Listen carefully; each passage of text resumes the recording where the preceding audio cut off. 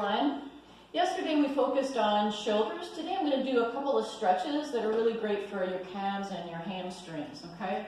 So this is based on a contract and release model that we know to be effective at getting more intense stretches. So you'll take a chair or something that you can hold on to comfortably, and you're going to step your right foot back, your hips are square, and go back until you can find what we call a 5 on a 1 to 10 scale in terms of intensity here, okay? So allow that to happen into that back calf. And then once you find that, it's like you're stepping on the accelerator with your right foot. You're going to lift that heel up just a scoosh. About 5 breaths there, about 30% intensity. Now relax the contraction, take an inhale, and see if you can go back just a little deeper, right? So it's going to probably be about, a little bit, an inch or two further back. You should feel that that really wakes up the back of your calf, the soleus, which is the deepest calf muscle, right? If you come in, if you feel any pain or discomfort, I want you to come out of it, of course, take care of yourself. But the research we know really shows that this intensifies and it prolongs the stretch if we hold it for about 15 or 20 breaths. Now, if you want to get a little deeper into your Achilles tendon, then you can bend that right knee. Ooh, and you can feel how that really shoots that back down a little deeper. Yeah. Ooh. The soleus is often called the second heart because it has a direct connection to your cardiovascular system. And when it gets tight, it can lead to heart problems. It also leads to shuffling as we get older. And slowly back that out. And let's change sides.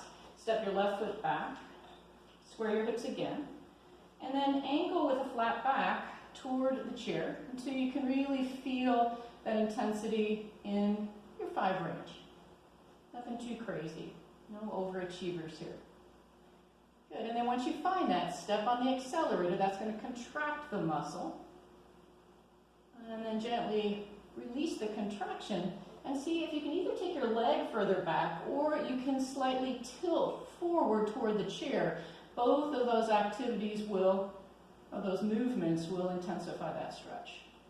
And you breathe. Try to think of something positive.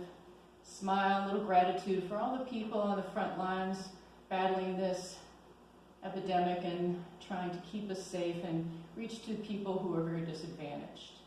I'm grateful today in sending a shout out to my friend Faith, who's head of senior nutrition for the city of Louisville, working so hard to make sure nobody goes hungry. And then slowly release that. Now, people often want to know how to stretch their hamstrings. Well, they start inserting right here at the hip, right at your underwear line. The goal is not to straighten your leg necessarily or to touch the floor. The goal is to stretch your hamstrings wherever they are. So start out with your feet parallel, pressing into your big toes, right? And then I want you to tilt forward. Your knees can be bent. Your goal is to try to get your trunk towards your thighs. And once you get your 5 here, take a breath. Push both feet into the floor. And feel how that wakes up the back of your hip. Now my microphone might get a little bit of static here, so I may not go as far as I can. But we're just trying to then, after we contract, we're going to start to tilt the trunk toward the thighs. And aim your sit bones up. You should feel a little bit of heat starting to work up the back of the hip. I'm going to back off just a little bit so you don't get so much static. About 5 more breaths here.